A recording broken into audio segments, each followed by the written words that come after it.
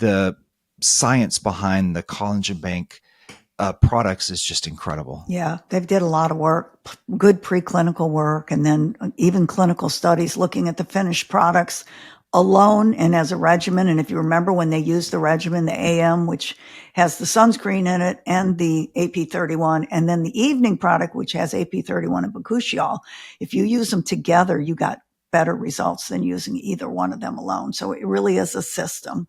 And, it, again, always doing really good clinical work across a diverse population of patients. It's almost like a JID article, a Journal of Investigative Dermatology article, honestly, because it takes you through, as you mentioned, preclinical in vitro work to kind of provide the foundation of why they use the ingredient and the ingredients and formulations they did in humans.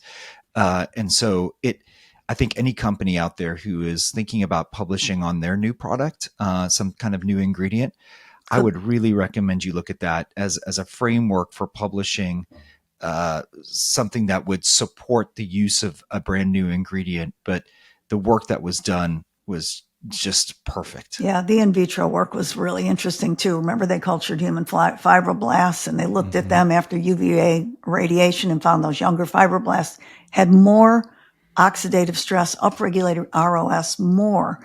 They were so much more reactive than older fibroblasts. So all that damage these kids are doing, I know. It's totally, but it's so interesting. And then they put retinol on the same two groups of fibroblasts and found that the younger fibroblasts were more responsive to retinol. So they're damaged, you get more damage, but you also get the upside, which is that you're more responsive. So don't lay in the sun if you're a Gen Z, please. I get the better response to retinol. Me like too. That makes sense, but the greater damage, there must be a reason for it that I'm just not aware of. But it was surprising to me. It's a really interesting finding, and I don't think anybody else has ever really looked at it. But maybe, the fibroblasts are just more capable of generating ROS. I mean, maybe it's just that simple. They're just more capable. Sending out the alarm. Yeah. They just have a heightened awareness. It's super That's interesting stuff. But yeah, they did a great job on that. And the paper was, I hope everybody has a chance to peek at it because it is interesting data. And then we moved into skincare for men, and I was able to interview two luminaries in that. So Dr. Terrence Keeney and Corey Hartman in Alabama. And we just had a good time talking about how it's hard to get men to use to do anything.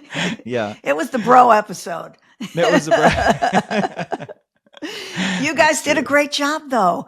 And I love the fact that Terrence went through all the differences between female and male skin, like more collagen in the male skin and more reactive oxygen species in the male skin and more sebum, which makes sense because there's testosterone, and just all these differences that you have to take into account when you give a guy a skincare regimen. And then also the exogenous testosterone, which a lot of men, especially in their middle age, start taking.